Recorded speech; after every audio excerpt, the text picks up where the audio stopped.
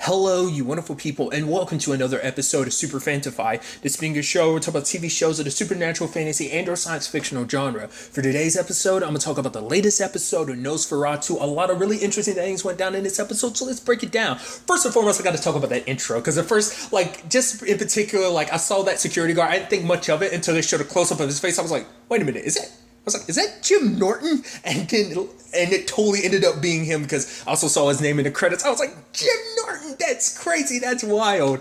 But the fact of the matter is he's taking pictures with Charlie just because the lady, it's basically like, oh, I'll hook you up if you she's like serial killers are kind of her thing. And the moment that whole thing was happening, I was like, poor Jim. Jim's going to get it hard. Jim's going to get it hard. And he super got it hard because Jim's Charlie bashed his head in, but I was like, no, Jim Norton, no, that sucks. But nevertheless, in general, this was a very interesting episode because it does this interesting thing where it makes you feel like, at least on Bing's side of things, like he's not 100% the bad guy, even though he is. Because, once again, they think they're the good guys. In his particular case, I mean, granted, it's like, oh, he found that little boy, Michael's son, and it's like, oh, he was in a cage. I was like, Jesus. And also that babysitter or whatever, it's like, oh yeah, he's down there in the basement and walked away. It's like, you're just like some random dude that showed up. It's like, yeah, I'm here to pick up Michael told me to come pick up his son. It's like, you're just super okay with that. To be fair, that feeds into they're saving these kids from terrible people and stuff like that. So,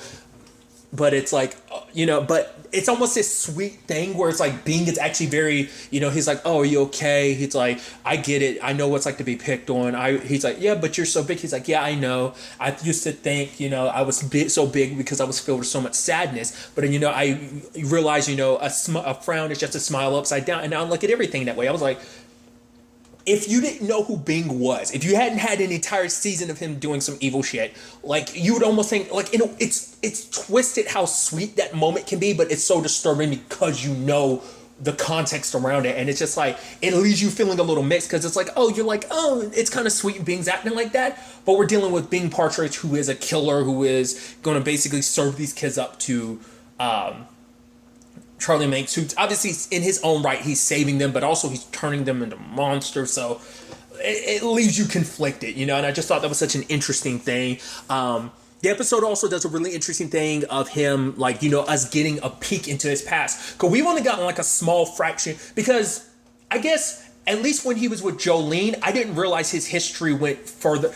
Because I don't think they didn't specify what year the show Charlie's originally from. They never specified.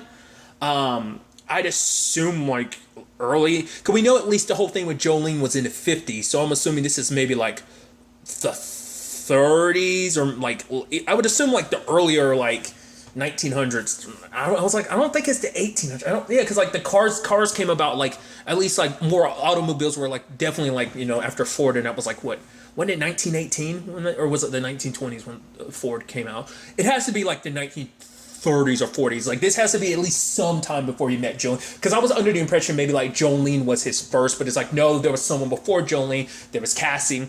Obviously him and Cassie went to see the movie NOS4A2, and it's how very befitting, because that's the name of the show. Well, also the book that this is based on, but also just what he ends up becoming.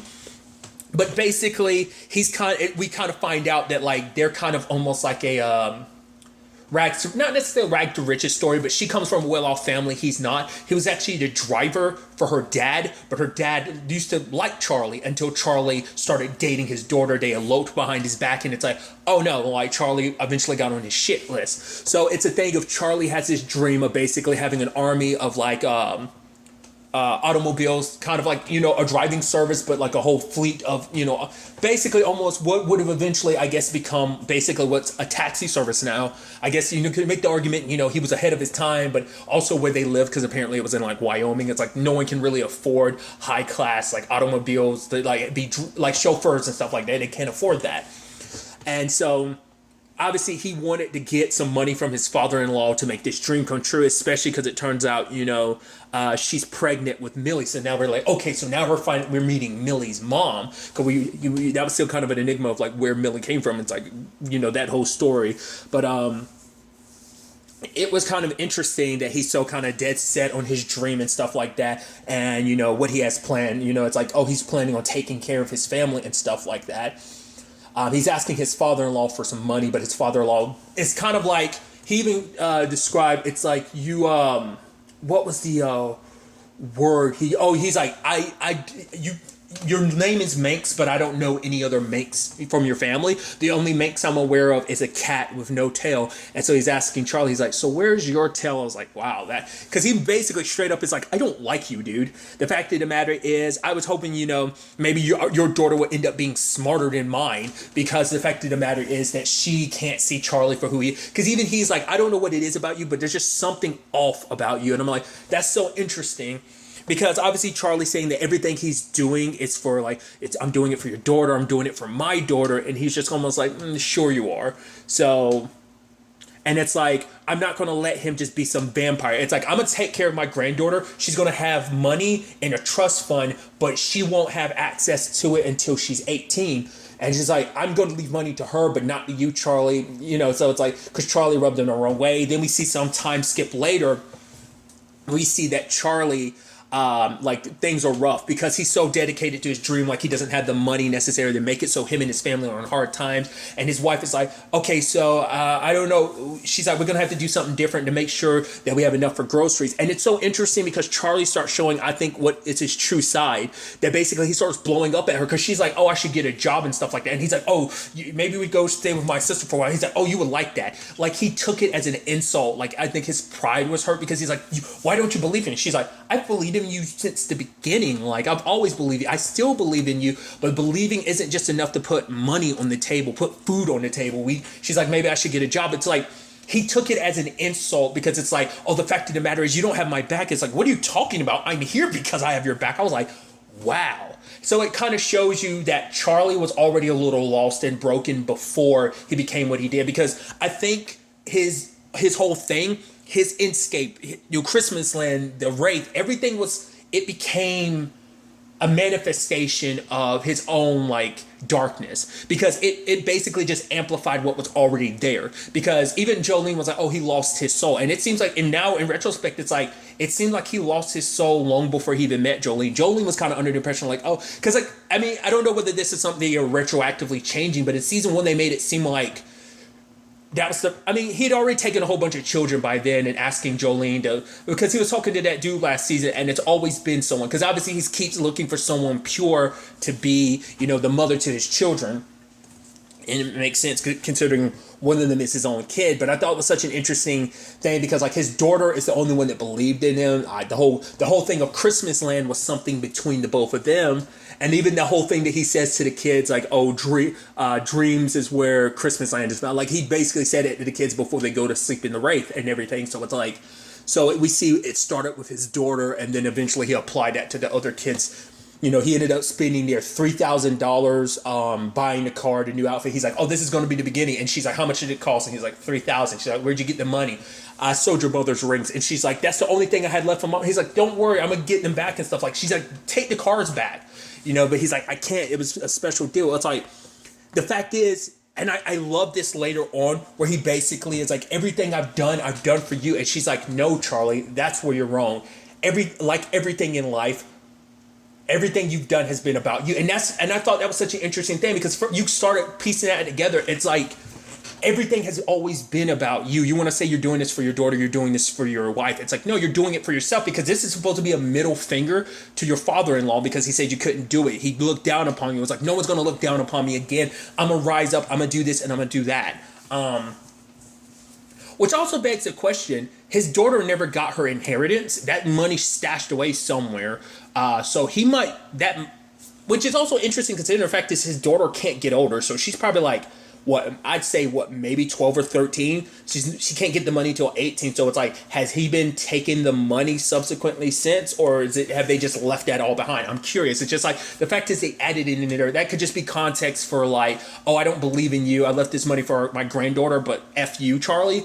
Or it could be that there's even more plot relevance for that. Because when he said, "Oh, I bought this," I was assuming he took money from her trust fund, which I don't think he'd be able to, but I assumed that's where he got the money from. But it's like, no, he sold stuff of his wife, mainly because he probably couldn't get access to the trust fund and whatnot. So it's like, okay.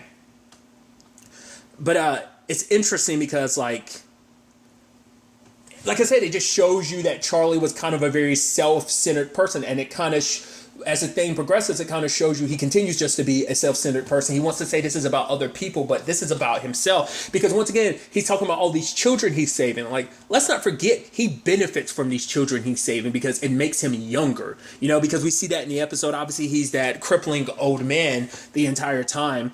He calls up Bing. Bing was like, "Oh, I knew it. And he brings Michael into the Wraith, and obviously he fixed up the car. And I love that the police show up just in time, but Charlie already got young again.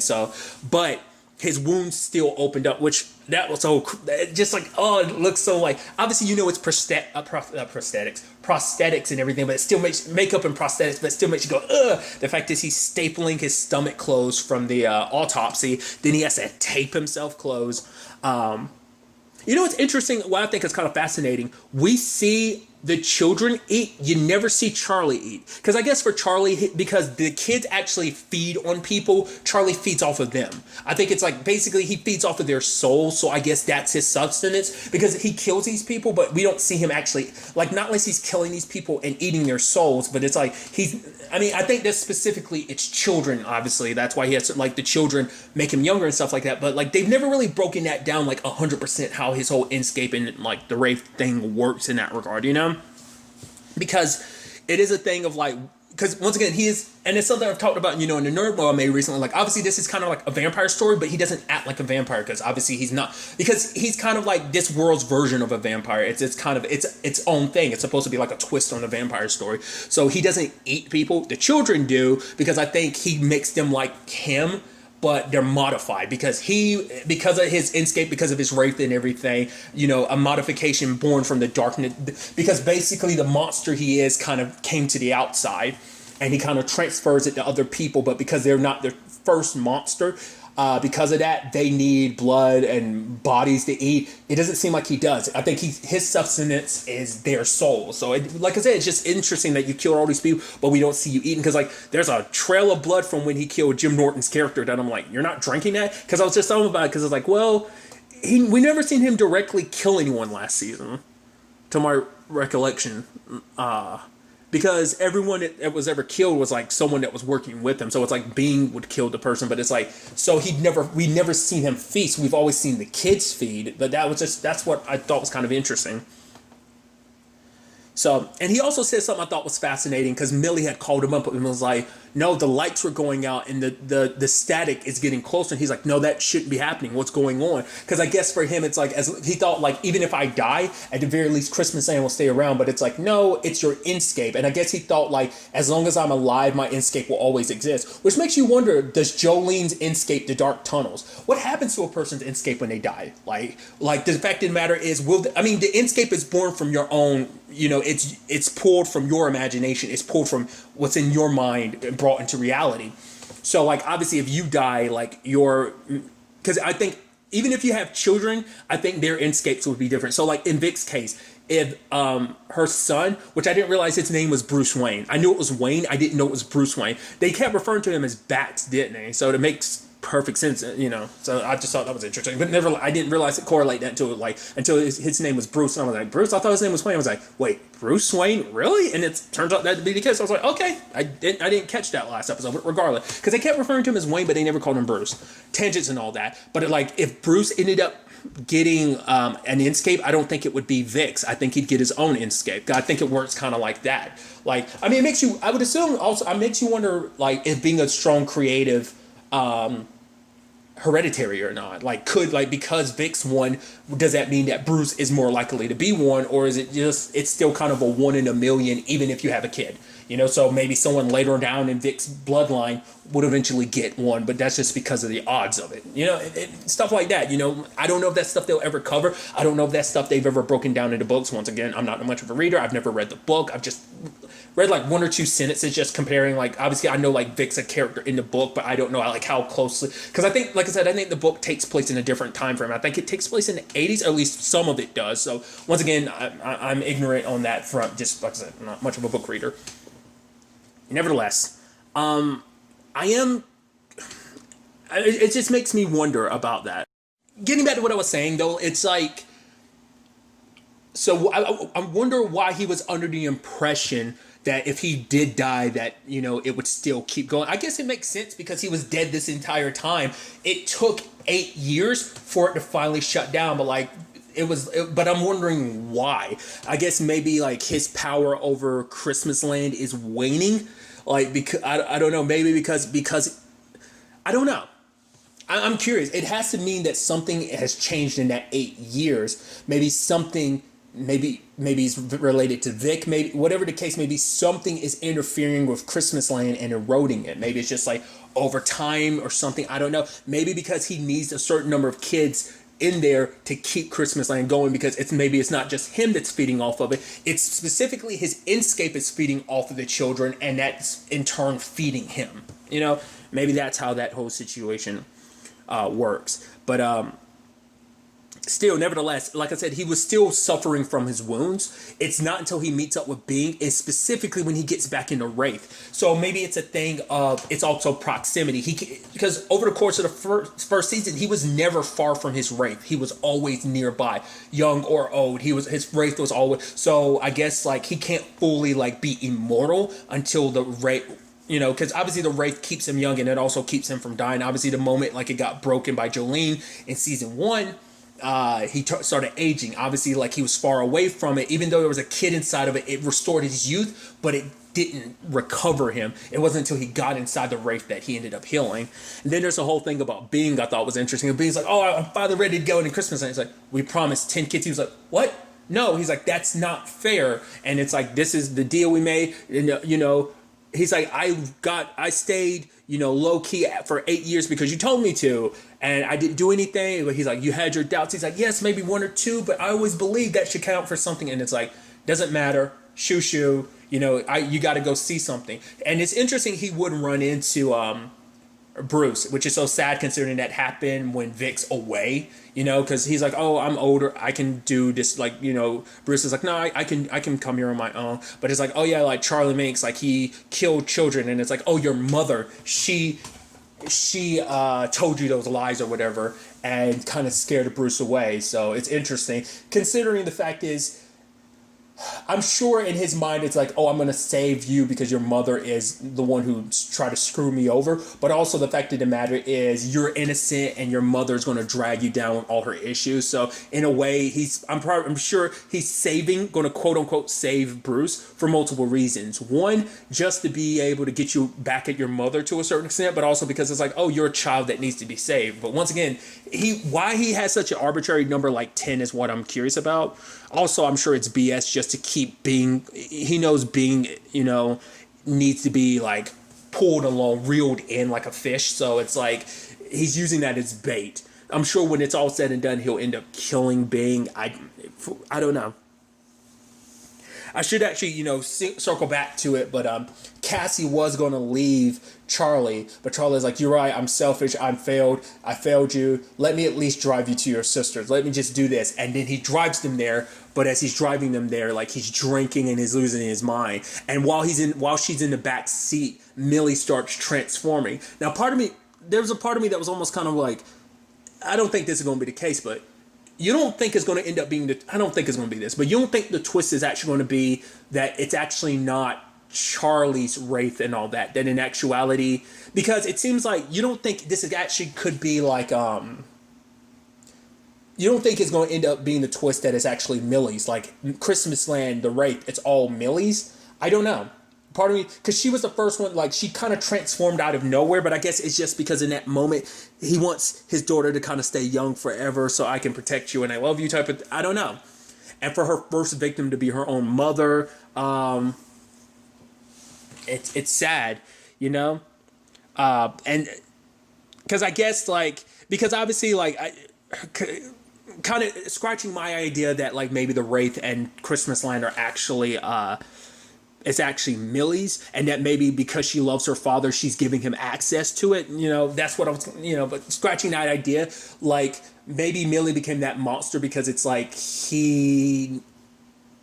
I don't know, because obviously he wants to keep her young forever. This is his sweet plum and everything, but it just, there's so much to that I want to kind of understand, and I'm curious, like, is the show going to really go into it a lot in detail about, like, how that thing works and why they became, like, why, I guess it's like I said, it's all a manifestation of the darkness within him, and I guess, like, the darkness infects them and transforms them into monsters like him, like I was saying earlier, but whatever the case may be, after that, they crashed. And it was interesting because at that moment, his eyes went all statically. I'm like, okay, so is that how other people's Inscapes work? Because that's how, because the whole static, too, which is interesting, like, is the static supposed to be specifically related to Jolene's dark tunnel because that's what it had? So is that supposed to mean like her dark tunnel is slowly eroding away at his? Because like the fact is his eyes glaze over like that. I guess that's how other people's Inscapes work, because that's not how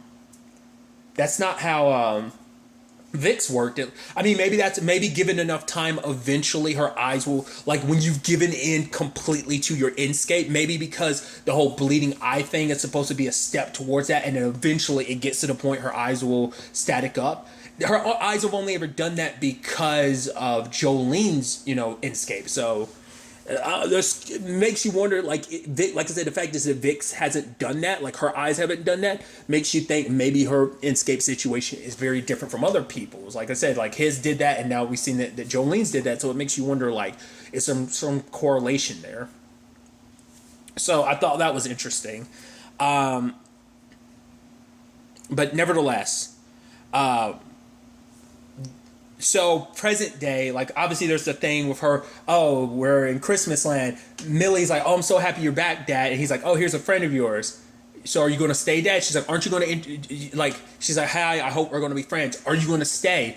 And it's so interesting because it looks like her perspective on her dad is changing, because it's like, she's not as raptured by all of this like the other kids are. It's like, oh, feed, haha. But she's like, no, Dad, because at beginning, like everything for her, it's always been her and her dad. So that's why I get the inkling like she has a lot more control in this than, it's because she's a little unhappy because, once again, it's been 8 years without her dad. To be fair, time most likely works differently in Christmas land, so they probably didn't really register, but plus they stay the same age forever. So begs the question, like I said, I'm going to understand the intricacies of it, wondering if I'm just simply overthinking it or not. But it just seems like Millie's not 100% on board, so it's almost like you see her kind of getting a little rebellious, which, let's not forget what happened. Like, your mom turned against him. What did he do? Like, he turned against her, so the moment Millie starts stepping in that direction where it seems like she's not in the same, in the same lane as him, like, it begs the question, what's going to happen? I mean, especially because the fact is you kind of made your daughter kind of stop aging too, so maybe she'll start becoming more cognizant of all of that, and maybe that's what this is, like her breaking through. The fact that she's starting to see this a certain way. I don't know. It brings up a lot of questions. There's also the cemetery that we saw once last season, but obviously we see that, because I forgot what it's called, because like I said, I rewatched season 1 and I'm blanking on its name. But essentially, it's supposed to be like it's a cemetery of what could be or what's to come. Basically, these are people who basically lost their childhood, their innocence is taken from them. And it's like, if you're in that graveyard, that means your future, that wonderment, that aspect of like your childlike innocence can be taken away, and it's a possibility of it being lost, essentially. So that's kind of what its whole deal is. Of what could be of that innocence of a child disappearing. And obviously we see Bruce, his grave there, and obviously Bing's like, oh yeah, you told me, I know exactly where, and it's like, yeah, he looks just like his mom. So obviously showing that, once again, like, they've got their eyes set on Bruce. So like I said, a very, very interesting episode. I also think it's interesting too, like, Vic was not in this episode at all. I think this is the first episode in the show so far. I always think that's kind of interesting when you have an episode where your like one of the main characters isn't in it. I don't know. I always just think that's kind of interesting, because it's just one of those things where, like, there's probably actually like when you calculate it in some cases, like there are some shows where only one character has been in every single episode. It's just one of those little things where you're like, when you think about it, it's like, so that will strike against Vic, that Vic won't be one of those characters that's been in literally every episode. It's just one of those idiosyncrasy, not necessarily idiosyncrasy, but it's just one of those interesting like little tidbits. And I'm like, when you actually think about like, just think about like how, like when you think about any show, like how many characters have been in literally every episode, especially main characters. Like I think the number is actually kind of small when you break it down, but once again, tangents and all that. I'm very interested to ultimately see where all of this ends up taking us going forward into the next episode. But really, that's all I want to talk about. Till the next time we meet, be happy, be safe, live life to the fullest, and enjoy it. Good day and goodbye.